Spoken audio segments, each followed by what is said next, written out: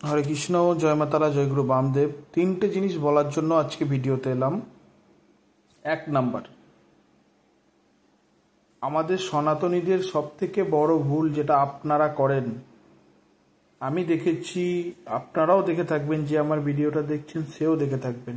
প্রথমত হচ্ছে, আমরা সনাতনীরা মন্দিরে বসে তাস খেলি। এটা হচ্ছে আমাদের প্রথম ভুল। এই ভুলগুলো যারা করছেন দয়া করে করবেন না। আস্তে আস্তে আমাদের সনাতন ধর্ম অবক্ষয়ের দিকে চলে যাচ্ছে, শুধুমাত্র আমাদের হিন্দুদের জন্যই, কিন্তু সনাতনীদের জন্যই। একটা প্রথম কথা হচ্ছে যে আমরা তাস খেলুন, তাস খেলতে বারণ নেই।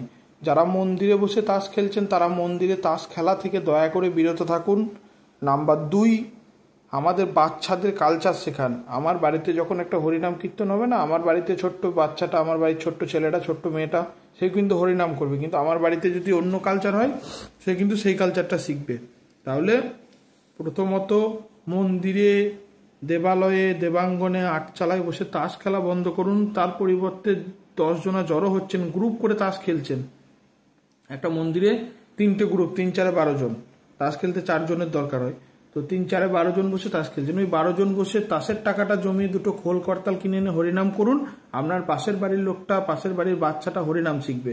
আজকে আমরা 3টে গ্রুপ মিলে তাস খেলছেন, কাল দেখবেন ওখানে 6টা গ্রুপ মিলে তাস খেলছে। হ্যাঁ, পরিবেশটা নষ্ট হবে। দয়া করে এটা করবেন না।